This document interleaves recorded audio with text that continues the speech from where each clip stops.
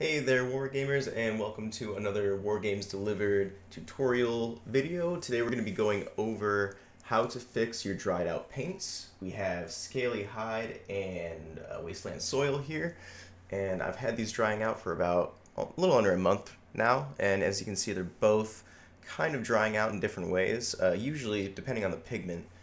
Like the wasteland soil is kind of separating and the scaly hide is just kind of getting thicker. So those are kind of the two scenarios that you're usually going to have. We're going to start off with the wasteland soil here, and as you can see, it is very different from the color that it is labeled as. That basically just means it's separated from the medium that is in the bottle with it. So what we're going to do is go through and kind of see how that we can fix this here. So as you can see, that's almost like a light pink there. Um, and there are some kind of chunkier bits inside of here. I think I might take the hobby knife out and actually take that and use that to cut out the bigger pieces. But yeah, as you can see, the paint and the medium is totally separated in this. So we're gonna try to fix that. And first step is going to be getting rid of the big chunks. You don't want those. Those are pretty much not salvageable. Uh, at that point, if your whole bottle is like that, I would just throw it away and get a new one. So yeah, as you can see here, we've got a big old chunk that kind of looks like chewed up bubble gum. So we're gonna go ahead and pull that out. I don't really see any more in there, so I'm gonna set that to the side and just kind of show off why this isn't salvageable. Um, it's pretty much like it's solid at this point. You know, as you can see, I'm kind of pushing it around. It moves a little bit, but it's basically solid. It would take a lot of work to get this usable again, and it's basically not worth it, in my opinion. So we'll go ahead and clean up our palette here, and we will try to see how we can fix this.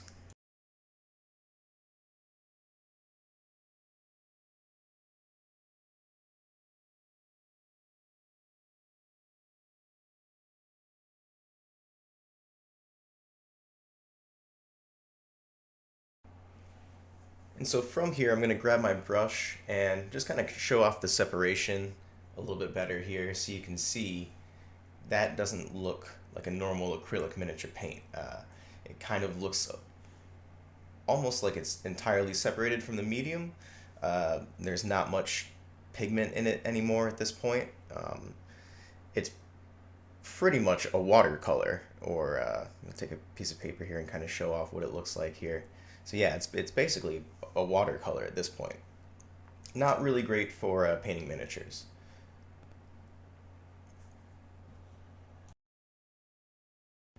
And so from here, we pretty much have two options. We could either add water to the paint bottle, or we could add some war paint mixing medium.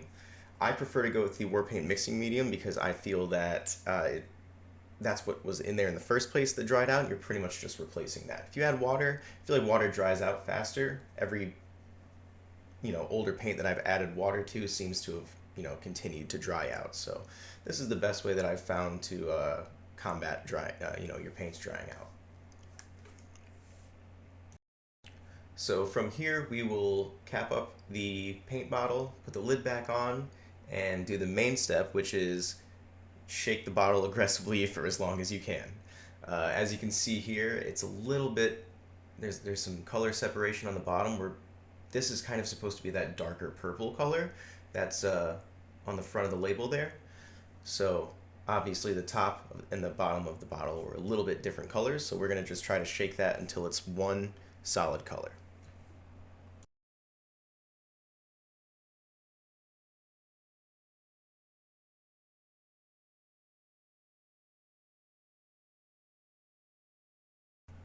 Alright, and so I've given the wasteland soil a good shake for about a minute and a half, and this is the color that we are left with at that point.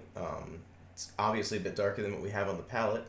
Let's go ahead and cap this up real quick and see if we can get a little bit out of the dropper bottle, see how much more shaking we need to do.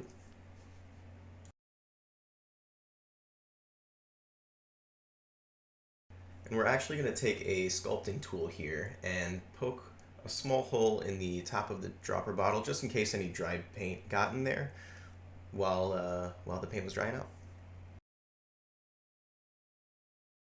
And this tool's a little big, so I'm kind of being very careful not to break it here. Looks like we got some medium coming out top there, so that's perfect. From there, we'll go ahead and give it another good shake before we go ahead and put it on the palette. We should probably go ahead and shake it with the cap on. That would probably work a little bit better.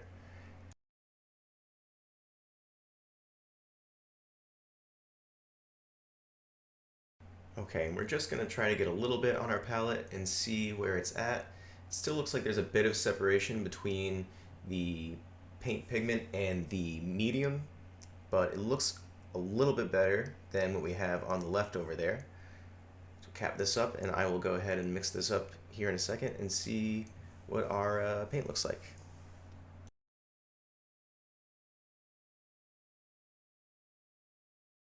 Still looks to be a bit brighter at the top, so that tells me that the mixing medium is still sitting at the top of the paint bottle a little bit, but we'll go ahead and give it another shake after this. I just kind of want to see what the consistency looks like here with this little dot that we've got on the palette. And it looks to be a bit better than we'll call it the watercolor on the left there. And yeah, this looks a little bit more what we're looking for. It's a little bit watery and a little bit runny for me, I think, but we're getting somewhere with it. We'll try it out here on the piece of paper, and that looks about the consistency that we're looking for. Still is a bit thin and runny, so we're going to go ahead and give this another shake. But as you can see, I think we've pretty much restored this paint.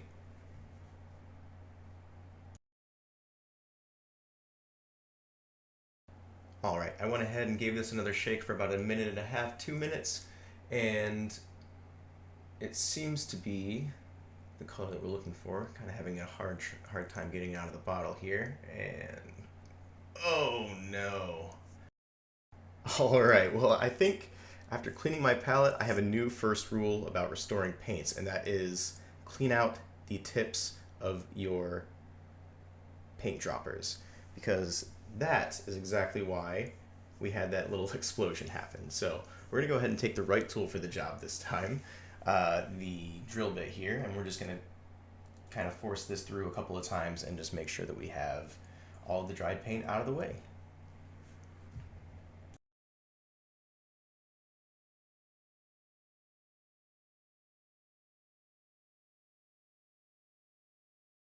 So we'll go ahead and put this back together and see if we've restored the color of the paint. Well, what's left of it anyway. I did manage to scrape up most of that paint and put it back in the bottle, so I did salvage most of it, but obviously you do want to avoid that and clean out your tips first going forward.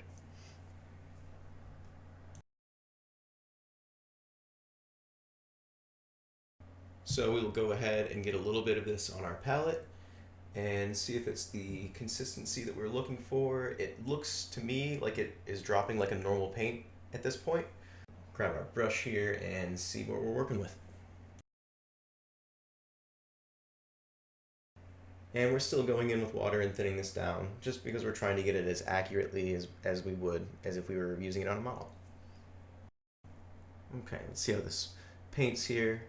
Yeah, so for my money, this is pretty much restored and usable. Let's go ahead and grab a old Necron in here and put a little bit on the base. Yeah, it seems to work just like any old paint.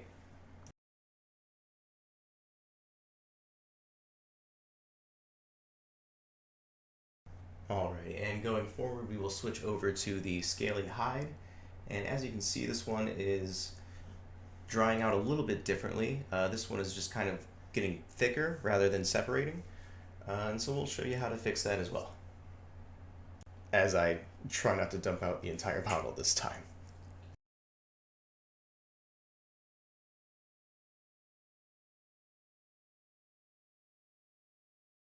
Now at this thicker consistency, this paint is actually really good for dry brushing at the moment, but we're going to go ahead and reduce it down back to a normal kind of acrylic medium paint.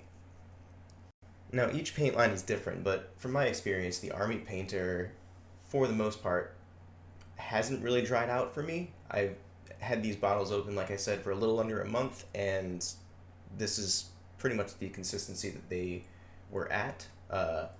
Both of them very salvageable. As you can see here on the palette, this is turning out a little bit thicker than I want, but I would say that this is still very usable.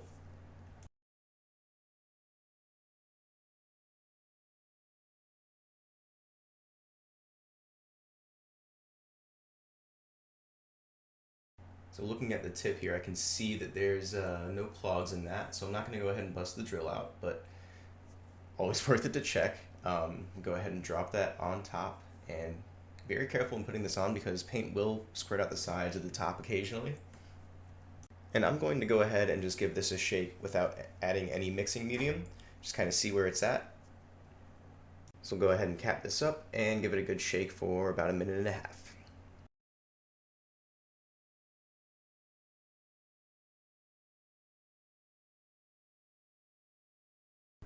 Alrighty, let's go ahead and see what we're working with here after giving this a good shake.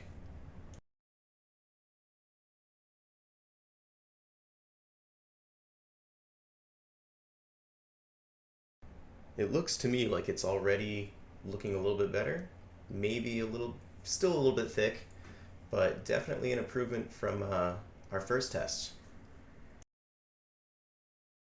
I'm gonna add a touch more water here and see how that thins down. And that's about the consistency that I like to paint at. So yeah, I would say this one was actually easier to restore. Go into our test paper, let's see how this paints. Looks pretty decent to me. A slight improvement from what we had before, but I think I still want to add just a touch of mixing medium to the actual bottle itself.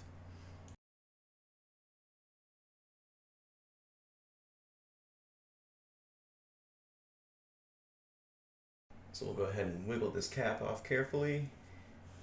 And yeah, that pretty much looks to be about what a normal paint dropper looks like. So we will go back to our mixing medium, and I'm just going to add a touch into this because I don't think I used this paint at all before I started this experiment. So we'll just go ahead and drop in a very small amount in here.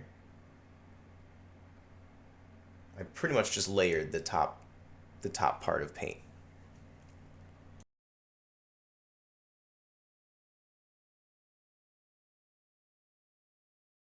Now, like I said before, pretty much the only time that you can't salvage a dried out paint is when it's completely hard, like there's no moisture to it at all. That's pretty much when, at that point, you're better off just buying a new bottle of paint. All right, we gave that one more good shake there, and let's see how the mixing medium has affected our paint here.